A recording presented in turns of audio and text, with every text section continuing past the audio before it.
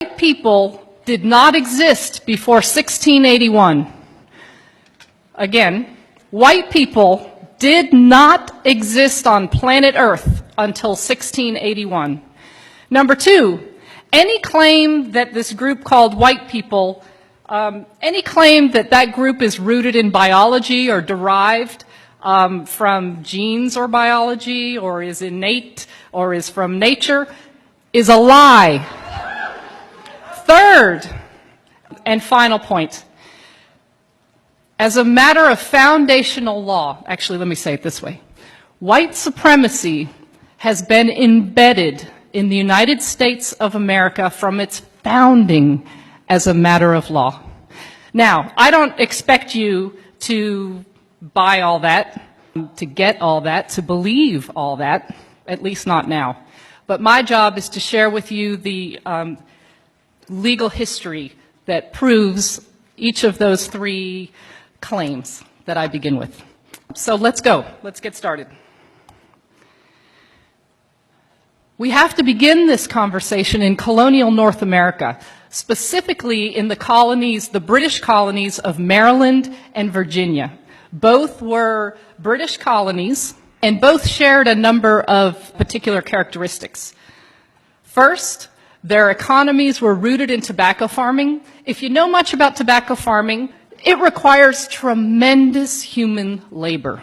Lots and lots of workers. So those who owned large plantations, big landholders, constantly needed laborers to do the work to grow the tobacco. In addition to sharing an economic base, both colonies had an incredible gender imbalance, roughly 10 men for every woman. Now, let's understand a little bit about the folks who constitute the people in these two colonies. Oh, and by the way, let me give you a year. We're in the early 1600s, okay, the early part of the 17th century, colonial North America.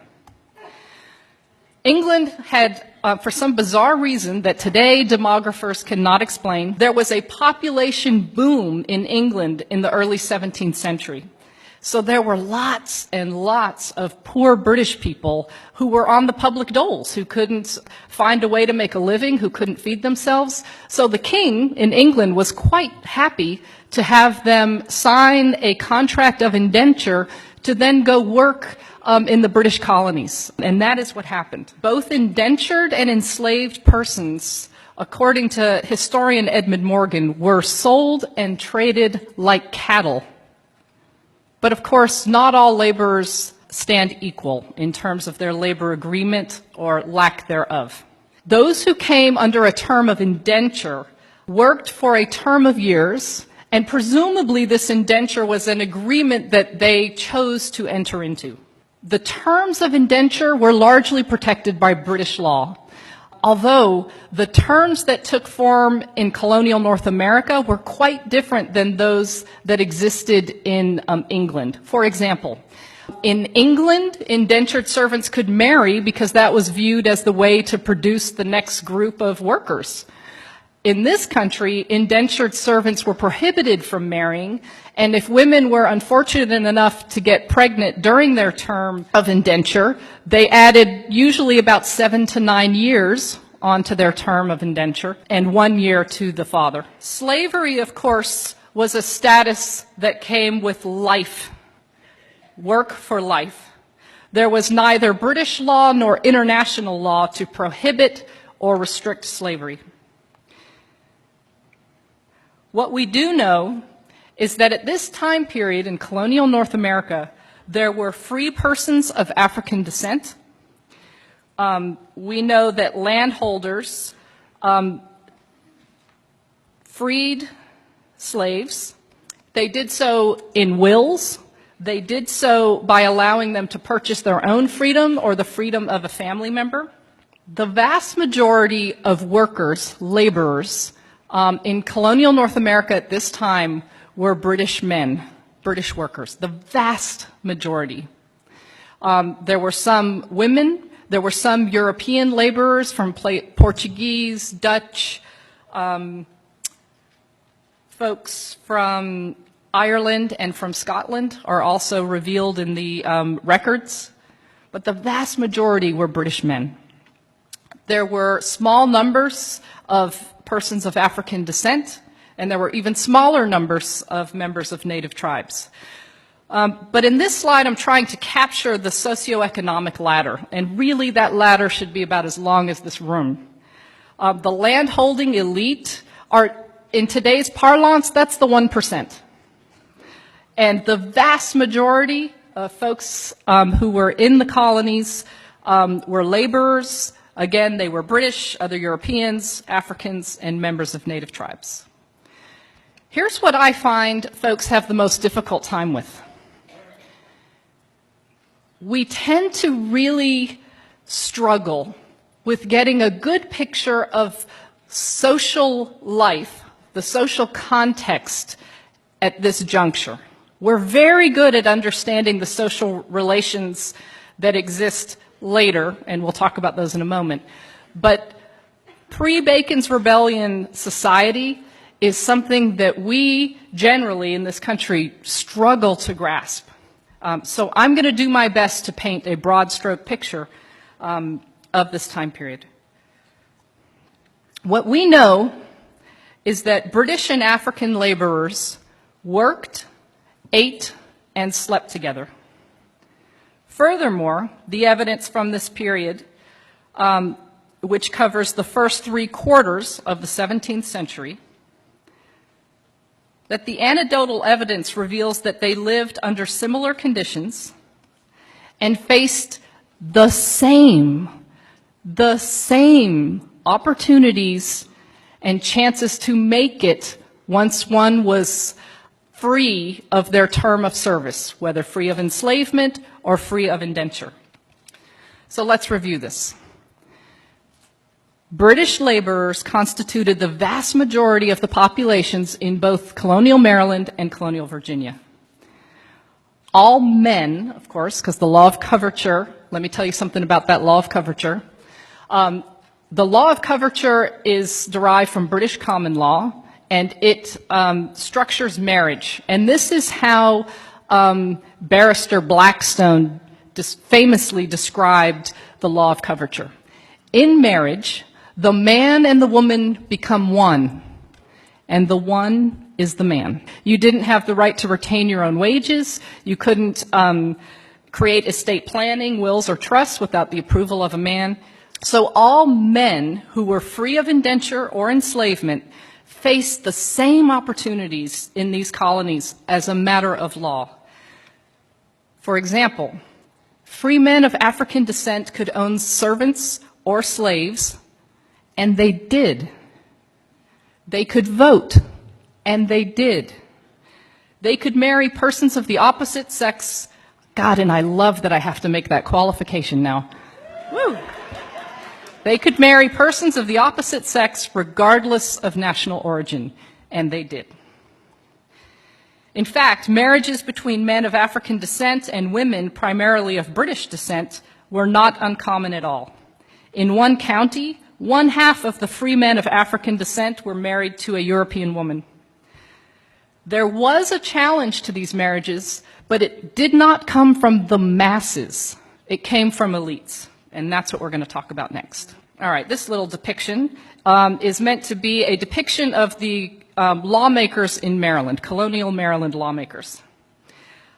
They passed a law in 1664 punishing, and I quote, British and other freeborn women who marry enslaved Negro men. The punishment for entering into these marriages was that the woman herself would be enslaved for her husband's life, and any children they have would be enslaved into their 20s. Now imagine that you are a plantation owner. That's not a bad deal. I get more property. I like that.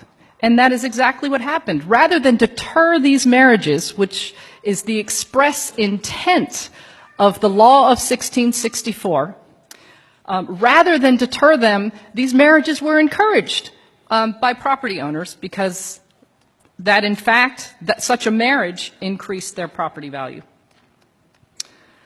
This law of 1664, represents, if not the first, certainly the precursor to anti-miscegenation law. These are laws that punished or prohibited marriage between, notice that white people didn't exist yet in 1664, at least as referenced in that law. But most generally speaking, anti-miscegenation law prohibited and punished marriages between a white person and a specific non-white person or persons. Let me be really clear. I read all the time in history books, in academic texts, and I read anti-miscegenation law described as prohibiting interracial marriage. That's not correct. For example, a member of a native tribe could marry a person of Chinese descent. Both were understood as racially distinct, but never did anti-miscegenation law prohibit such kinds of marriages. The only marriages that anti-miscegenation law prohibited were those between a white person and always a person of African descent, and sometimes various other groups. Okay, so just so we're really clear about anti-miscegenation law and its link to whiteness. A couple other things to note about anti-miscegenation law. It's not derived from British law. Anytime we look at law and study history and you see a break from British common law, you always want to pay attention because it tells us something about the needs and desires of those who wielded power in the colonial context. So anti-miscegenation law was one of these laws. They were passed colony by colony and then state by state. It's a really important area of law for a number of reasons. But for our purpose this morning is because it's where this human category called white first appears on planet Earth, the first time. In addition, anti-miscegenation law is important because it lasted more than 300 years. These anti-miscegenation laws literally shaped the faces of this group of more than 2,000 X number of people that I'm looking at today. The Maryland legislature sought to correct for the encouragement of marriages that they described in that previous law of 1664 as, quote, a disgrace, unquote, to the British people, as an indication that the, quote, British or freeborn woman must be forgetful of her status as free, end quote. So they passed the law of 1681, and in this law, it made it illegal for British and other white women from marrying a Negro slave. And furthermore, the law punished any landholder who encouraged the marriages and any religious authority who performed it. This law equals the invention of the human category white.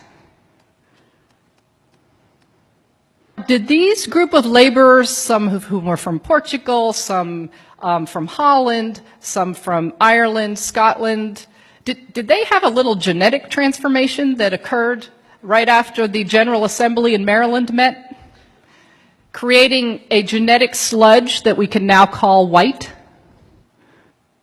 Virginia passed its first anti-miscegenation law in 1691. In Virginia, the law prohibited both white men and white women from marrying a person of African descent or a member of a native tribe. But lest I leave you thinking that gender equality was being created in this law, let me quickly dispel that.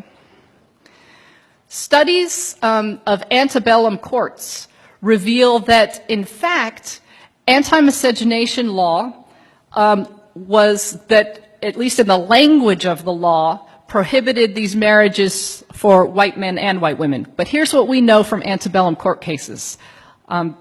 We know that plenty of white men married and or engaged in intimate sexual relations with prohibited women. However, very rarely were they brought to court and punished under the anti-miscegenation law. Very rarely. So here, pay attention to this. This law, in its enforcement, is largely focused on controlling the relationality and the sexuality of white women and non-white men. Furthermore, think about the enforcement practices that come out of this particular law.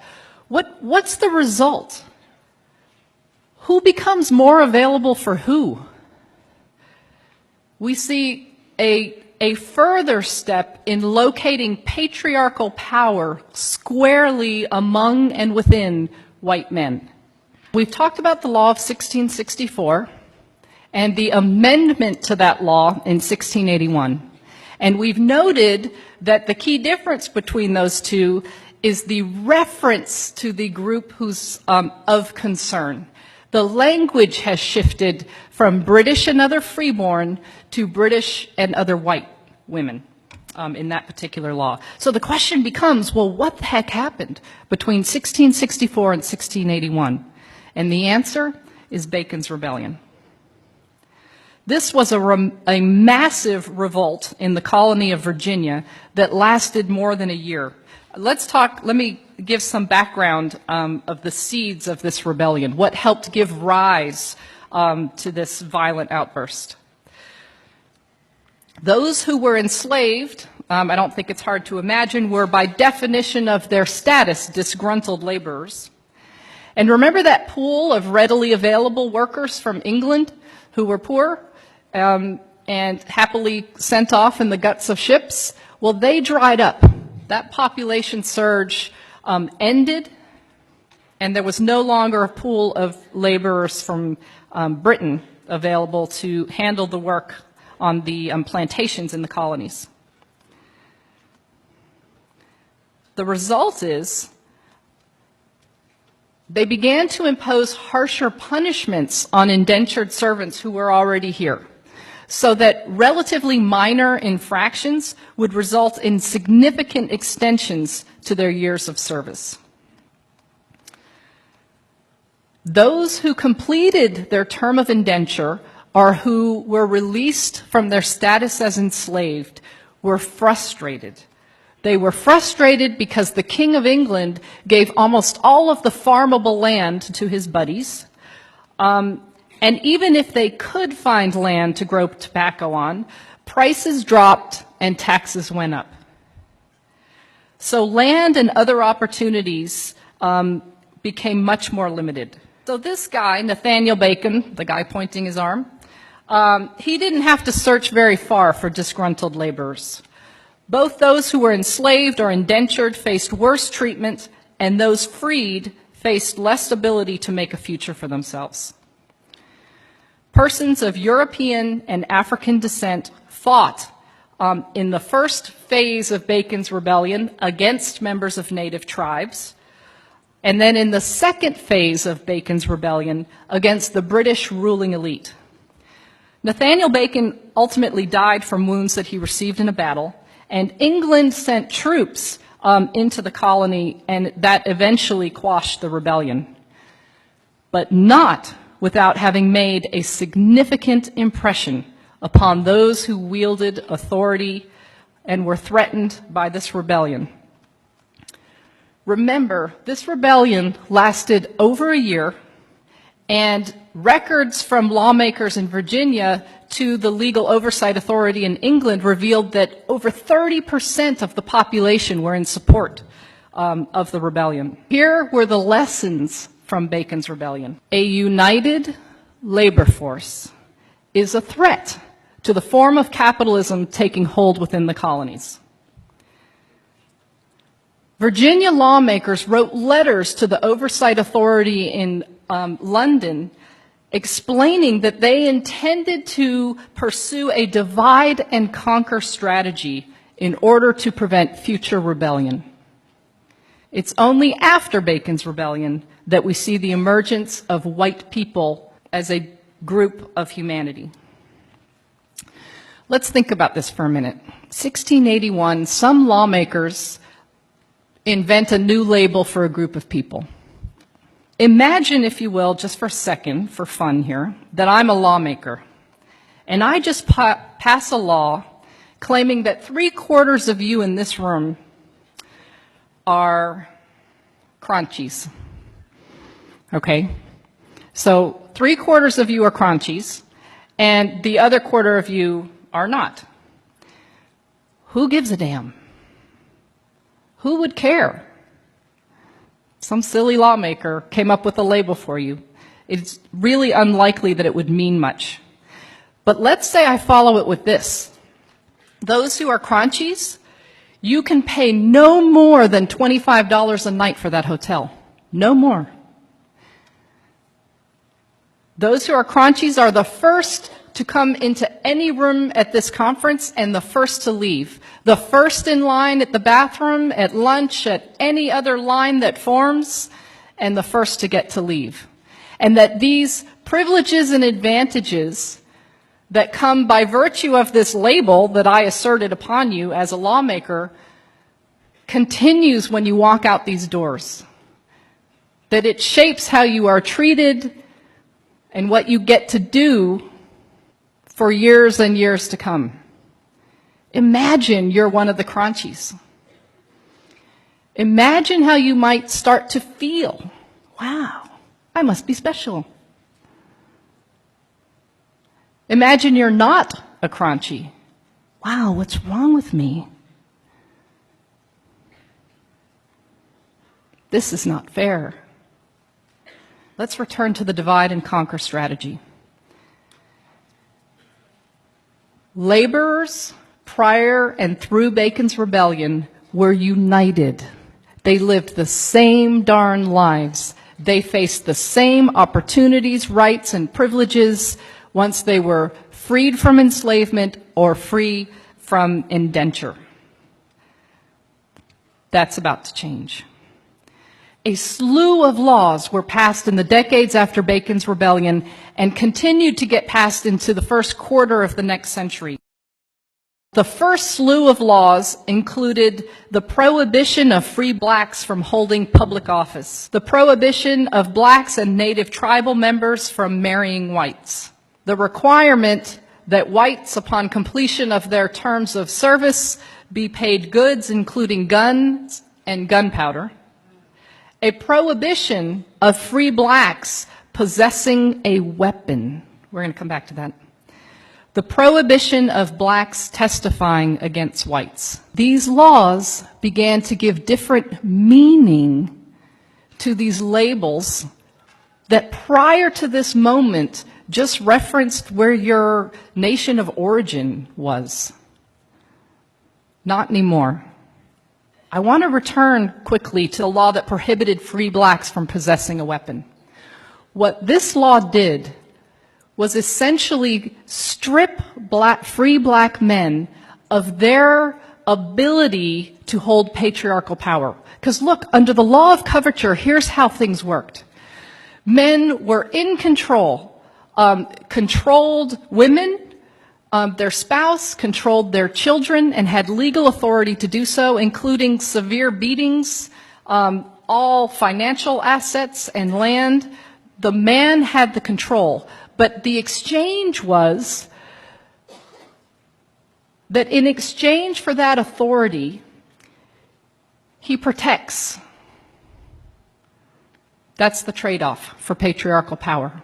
Stripped, made impossible by virtue of this law. And then let's look at this law that prohibited blacks from testifying against whites. We will see that throughout U.S. history. Mexicans prohibited from testifying against whites, Chinese prohibited from testifying against whites, and then it just becomes mongrels, the label, to include persons of Japanese descent and the like. So that's a law that we see throughout U.S. history. When you look at these laws, what's the message to white people?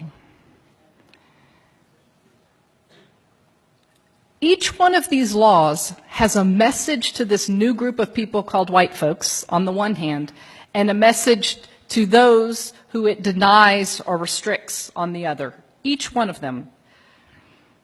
This package of laws, first passed after Bacon's Rebellion, did something extraordinary. Let's imagine that that light up there represents the landholding elite, the 1%. And this represents the socioeconomic ladder in the colony, okay? And so this hand over here represents this new group of laborers called white ones. And this hand over here represents laborers of African descent and members of native tribes. Before Bacon's Rebellion and through it, these laborers had the same lives, faced the same opportunities, and that changed. But when you look at these laws that passed that created this change, it divided these, created different meaning for this group versus this group, but it didn't do a whole lot to lift the economic status of white people closer to that of the white elites. Very little movement up. What it did do was it plummeted the bottom, created a new bottom to colonial society, and shoved persons of African descent and members of native tribes there. So let's look at this group of humanity called white people. We learn from this history that white people were built upon the idea that British had of themselves as white, as Christian, as freeborn, as deserving of rights and privileges from which others can be denied. To this day, white people have not been defined as a matter of law to this day. This history teaches us that white is the tool by which laborers were divided. Those who shared the same living conditions, the same opportunities, now experience ourselves as more connected with Paris Hilton than with our African American neighbor, even though our economic status is far more similar to that neighbor than to the lives of the 1%. But not only did this new organization of society create a new bottom to it, it created a link that heretofore had not existed, that connected this new group of laborers called white people with the elite. And what was that connection? This shared status called white, embedded with the presumption of its superiority. The other thing to note about the invention of white people and the meaning of white that this history reveals is that white constituted the center of patriarchal power. And we see that most clearly through anti-miscegenation law and specifically through its enforcement. We're going to move from the 17th century into the 18th century. The American Revolution has taken place, and the First Congress of the United States of America will meet for the first time.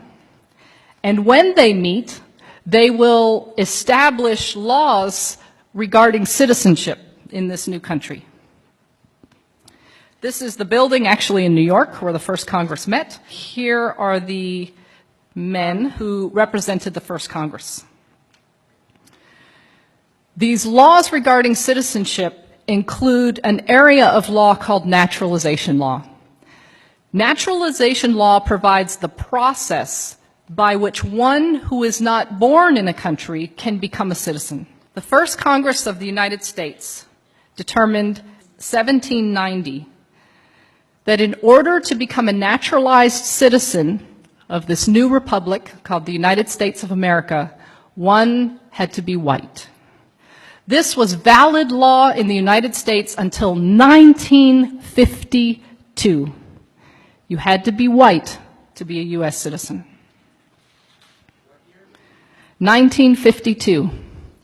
Now, as is often the case, laws impact those who are gendered female differently than those who are gendered male.